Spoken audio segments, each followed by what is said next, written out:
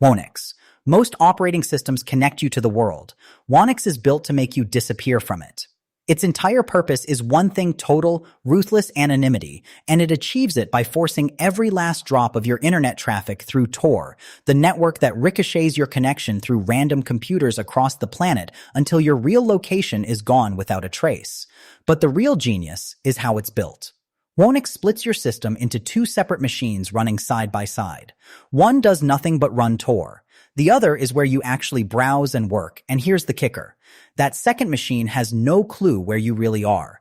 So even if a hacker plants malware and takes it over completely, there's nothing to steal and nowhere to send it. No exit, no leak. Game over for the attacker. And that's precisely why Whonix scares the wrong people. In free countries, it's a lifeline for journalists, whistleblowers, and anyone who values privacy. But in surveillance states where wanting to hide is treated as a confession, just having Whonix on your machine can brand you a criminal. The code breaks no law, but under the wrong regime, the desire to vanish is the only evidence they need.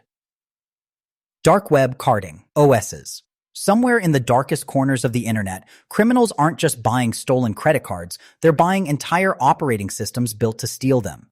These are dark web carding OSs, custom-made systems sold on hidden forums for one purpose: fraud on an industrial scale.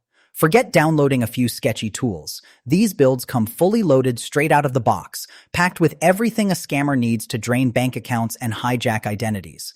Stolen card validators, fake identity generators, proxy chains to mask their location, anti-fingerprinting tricks to fool fraud detection systems. It's all baked in, ready to go the second it boots. The whole point is to hand a total beginner the power of a seasoned criminal. No skills required. Just buy it, boot it, and start committing fraud.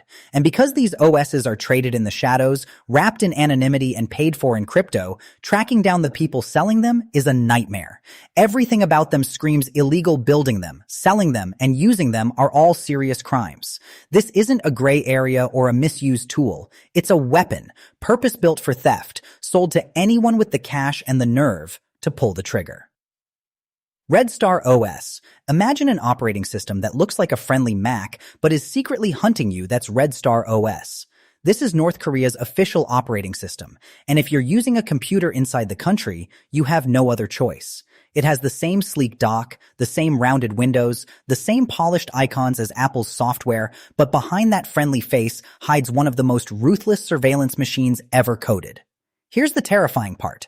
In North Korea, foreign movies, South Korean music, and outside books are all illegal, and people smuggle them in on USB drives passed hand to hand. So Red Star was built to hunt them.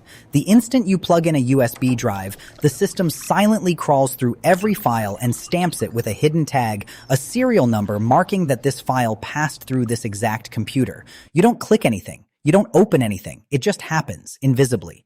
So when a banned film turns up, the government reads those tags and traces the entire chain, every machine it touched, all the way back to whoever smuggled it in.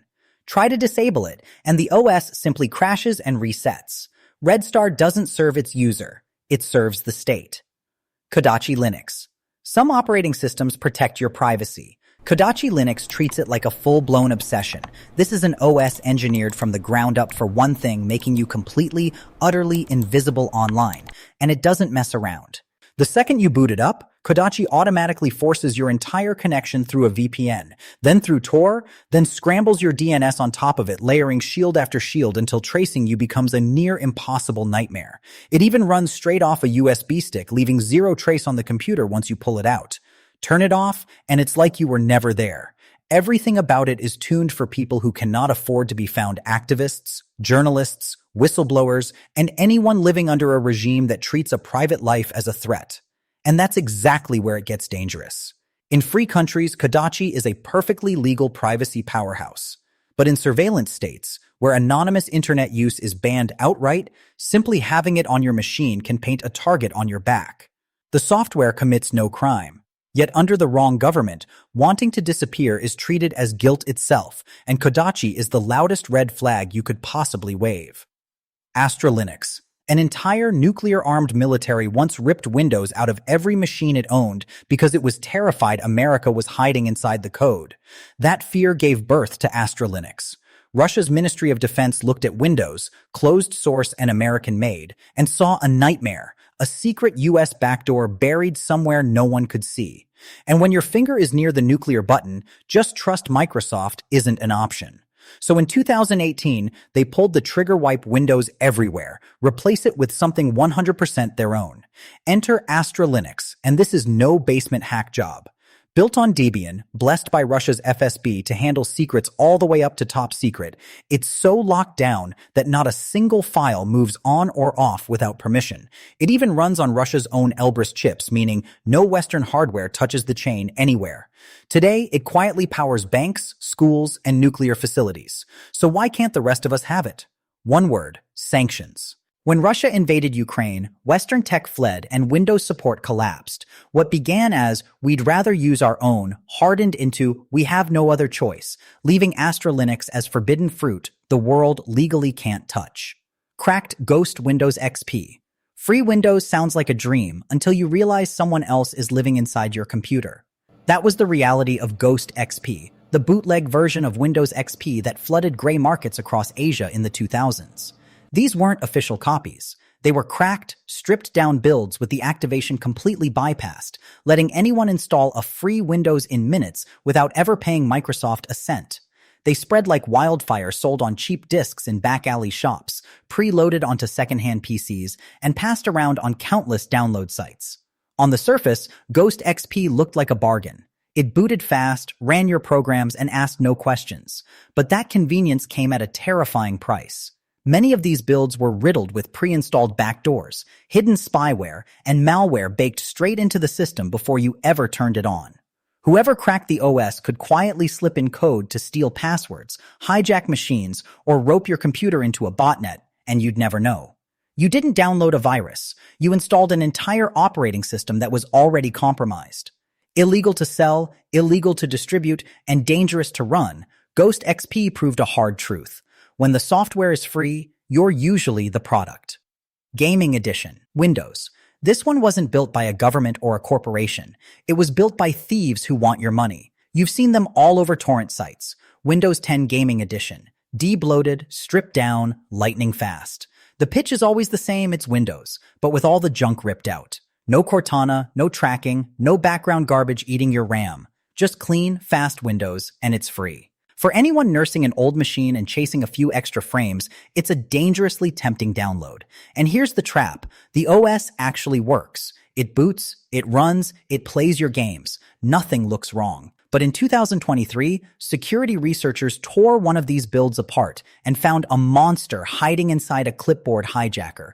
It just sits there, silently watching everything you copy. And the instant you copy a crypto wallet address, it swaps it for the attackers in the split second before you paste. You glance at the first few characters. They look right. You hit send, and your money's gone forever. Worse, they buried it in the boot partition, where antivirus never looks. So you can scan a clean PC and still be infected. They promised you free Windows. What they gave you was a thief living inside your machine. NeoKylin. An entire country got so scared of relying on American software that it cloned Windows XP down to the last pixel. That's NeoKylin. It was born from a genuine nightmare. Rewind to 2014. Microsoft pulls the plug on Windows XP. No more updates, no more security patches. The problem? China was hooked on it. Government offices, state agencies, military systems, and huge chunks of critical infrastructure still ran XP, and overnight, every one of them became a sitting duck. China was already nervous about depending on American software it feared could hide US backdoors, so they built their own escape hatch. But here's the sneaky genius of it. Instead of forcing millions of workers to relearn everything, they made NeoKylin look exactly like XP. Same start button, same taskbar, same recycle bin, same control panel, even Office-style apps mirroring Microsoft's. Lifelong Windows users wouldn't even notice they'd switched. Underneath the costume, though, it's pure Linux, believed to be based on Fedora. And this wasn't some experiment that fizzled. Dell was preloading it on over 40% of the PCs it sold in China at its peak. By any normal definition, it's not illegal at all. It's a whole country refusing to be controlled by someone else's software. Pirated Android ROMs with stolen apps. Free premium apps sound amazing until you realize the gift is really a trap with your data as the prize. That's the dark side of pirated Android ROMs. Android is open source, which means anyone can take it, tweak it, and build their own custom version, a ROM. Most of these are made by hobbyists trying to squeeze better performance or fresh features out of old phones, and that's perfectly fine. But a nastier breed exists. These pirated ROMs ship with cracked paid apps baked straight into the system, premium games, pricey productivity tools, and subscription software, all unlocked for free and pre-installed before you ever boot the phone. On paper, it looks like a jackpot, hundreds of dollars of software handed to you for nothing. But here's the catch. Every one of those stolen apps robs the developers who built them, and distributing them is flat-out copyright theft. Worse, when someone's already willing to smuggle cracked software into an OS, they rarely stop there. These builds are notorious for hiding spyware, ad fraud code, and backdoors buried deep in the system files, quietly harvesting your passwords and hijacking your device. You didn't score free apps. You installed a compromised phone that was working against you from the very first tap. Lindows. Microsoft once spent 2.5 years and $20 million trying to destroy a single word and nearly torched its own biggest trademark doing it. That word was Lindows. And here's the kicker. The software behind it was actually genius. A company cooked up a version of Linux that could run Windows programs, handing you the cheap, featherlight freedom of Linux without giving up the apps you couldn't live without. It looked like a normal desktop, ran like a normal desktop, and barely cost a thing. And yes, they named it Lindows because it sounded like Windows. That was the entire joke. Microsoft was not laughing. They sued, but they didn't touch the code. They went for the name, claiming it was so close to Windows that a shopper might grab the wrong box without noticing. And that's where the whole thing blew up in their face. Trademark law has a brutal rule. If your brand becomes the everyday word for the thing, you lose it. Ask aspirin or escalator. Then the judge dropped a bombshell. People called boxes on a screen Windows long before Microsoft existed. Suddenly, the giant wasn't risking a lawsuit, it was risking Windows itself. So in 2004, Microsoft blinked, paid up, and simply bought the name to bury it.